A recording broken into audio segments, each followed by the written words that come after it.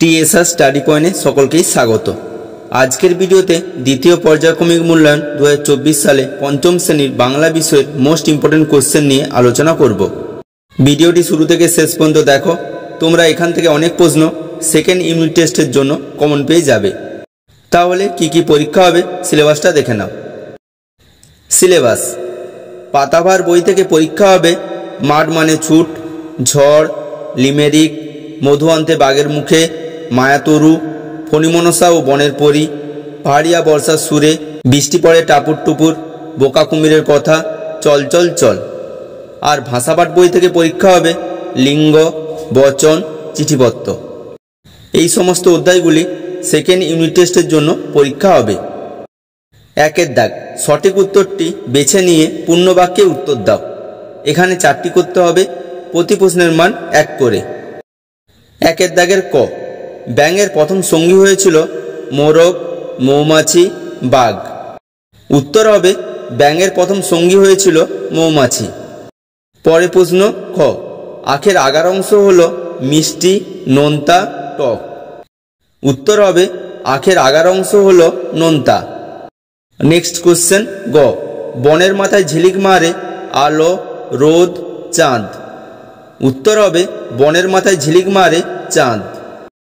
পরে প্রশ্ন ঘ, গয়লা শব্দের লিঙ্গ পরিবর্তন করলে হবে গয়লানি, গোয়ালা, গরু। উত্তর হবে গয়লা শব্দের লিঙ্গ পরিবর্তন করলে হবে গয়লানি। নেক্সট কোশ্চেন, বাংলার বাঘ নামে পরিচিত যতীন্দ্রনাথ সেনগুপ্ত, স্যার আশুতোষ মুখোপাধ্যায়, ক্ষুদিরাম বসু। উত্তর হবে বাংলার বাঘ নামে পরিচিত স্যার আশুতোষ মুখোপাধ্যায়। 2এর দাগ, পূর্ণ বাক্যে উত্তর দাও, যে কোনো 7টি, প্রতি প্রশ্নের মান 1 করে। 2এর দাগের ক, বনের গা দিয়ে কোন কোন নদী বয়ে চলেছে। উত্তর হবে বনের গা দিয়ে তিস্তা, তোরসা, রঙ্গিত নদী বয়ে চলেছে। পরে প্রশ্ন খ, বোকা কুমিরের কথা গল্পে কারা চাষ করতে গিয়েছিল। উত্তর হবে বোকা কুমিরের কথা গল্পে কুমির ও শেয়াল চাষ করতে গিয়েছিল। পরে প্রশ্ন গ, ঝড় কবিতাটিতে কি কি কালো হয়ে গিয়েছিল। উত্তর হবে ঝড় কবিতাটিতে বকুলতলা, চাপার বন কালো হয়ে গিয়েছিল। পরে প্রশ্ন, বৃষ্টির দিনে কোন গানটি কবির মনে ভেসে আসে। উত্তর হবে বৃষ্টির দিনে বৃষ্টি পড়ে টাপুর টুপুর, নদে এলো বান গানটি কবির মনে ভেসে আসে। পরে প্রশ্ন, অভাগা পূজনীয় শব্দ দুটির লিঙ্গ পরিবর্তন করো। উত্তর হবে অভাগা শব্দের লিঙ্গ পরিবর্তন করলে হবে অভাগিনী, আর পূজনীয় শব্দের লিঙ্গ পরিবর্তন করলে হবে পূজনীয়। পরে প্রশ্ন, বচন কাকে বলে। উত্তর হবে কথা বলার সময় কোনো প্রাণী বা বস্তুর সংখ্যা বা পরিমাণ সম্বন্ধে আমরা যেই ধারণা দিই তাকে ব্যাকরণের ভাষায় বচন বলে। পরে প্রশ্ন, বন্ধু, ভক্ত শব্দ দুটিকে বহুবচনে রূপান্তরিত করো। উত্তর হবে বন্ধু বহুবচনে রূপান্তরিত করলে হবে বন্ধুগণ, আর ভক্ত শব্দটিকে বহুবচনে রূপান্তরিত করলে হবে ভক্তবৃন্দ। 3এর দাগ, 2-3টি বাক্যে উত্তর দাও, যে কোনো 2টি। এখানে প্রতি প্রশ্নের মান 2 করে। 3এর দাগের ক, ছুট অর্থে কবি যা যা বলেছেন তা লেখো। উত্তরটা দেখো, ছুট মানে কবির কাছে শক্ত পায়ের পোক্ত কোনো ভাষা। ছুট মানে এক নতুন আশা। ছুট মানে পাখির খাঁচা থেকে বেরিয়ে মুক্ত আকাশে বাঁচা। কবি বলেছেন ছুট মানে বুঝতে হলে সকলকে ছুটে দেখতে হবে। পরে প্রশ্ন খ, ধনাই কিভাবে বাঘের হাত থেকে বেঁচে গেল। উত্তরটা দেখো, বাঘটা ধনাইকে লক্ষ্য করে লাফালো, লক্ষ্যভ্রষ্ট হয়ে তার মাথা তবলা গাছে ঠুকে যায় এবং সে শীষের ভিতরে পড়ে যায়। উপরন্ত তার লেজের বাড়িতে ধনাইয়ের মাথা থেকে মধুর কলস উল্টে গিয়ে বাঘের মাথার উপর ভেঙে পড়ে। সব মিলিয়ে বাঘ বেকায়দায় পড়ে যায় এবং ধনাই বেঁচে যায়। পরে প্রশ্ন, মায়াতরু শব্দটির অর্থ কী। কবিতায় গাছকে মায়াতরু বলা হয়েছে কেন। উত্তরটা দেখো, মায়াতরু শব্দটির অর্থ হলো মায়াবী গাছ। কবিতার গাছটি সময়ে সময়ে নিজের রূপ বদলাতে পারে। সন্ধ্যাবেলায় তাকে দেখে মনে হয় ভূত যেন দুহাত তুলে নাচ জুড়েছে।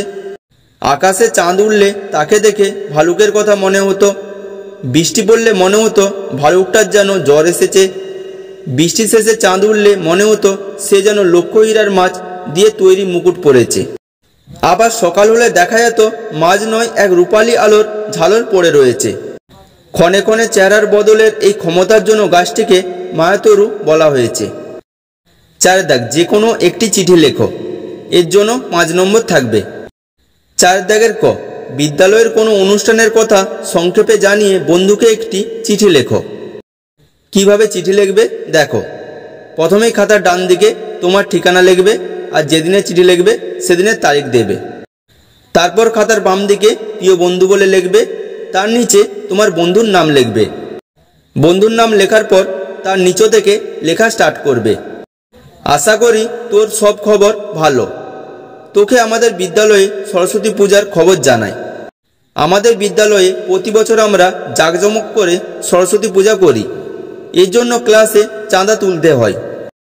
আমরা মণ্ডপে প্রতিমাকে ফুল ও নানা রকম কাগজের মালা, সোলার মালা, নকশা দিয়ে সাজাই। দেবীর কাছে আমরা বই, খাতা, কলম ও বাদ্যযন্ত্র দিয়ে বিদ্যালাভের জন্য প্রার্থনা করি। পূজার পরে দেবীর পায়ে অঞ্জলি দিয়ে আমরা প্রসাদ খাই।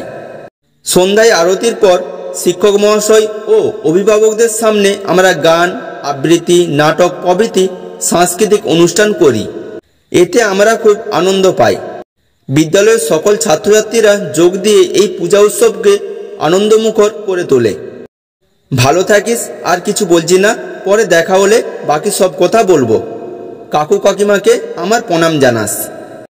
লেখা শেষ হয়ে গেলে খাতার ডান দিকে ইতি লিখে তার নিচে তোমার নাম লিখবে। তারপর তোমার বন্ধুর সম্পূর্ণ ঠিকানা লিখবে। আমি যেভাবে লিখেছি সেভাবে লিখবে। প্রথমে বন্ধুর নাম লিখবে, তারপর তার বাবার নাম লিখবে, গ্রাম লিখবে, পোস্ট, থানা, জেলা, অবশ্যই পিন নাম্বার লিখবে, না হলে কিন্তু চিঠি লেখা সম্পূর্ণ হবে না। তাহলে এখানেই ভিডিও শেষ করলাম। যদি ভিডিও ভালো লাগে লাইক, সাবস্ক্রাইব ও বন্ধুদেরকে শেয়ার করে দিও।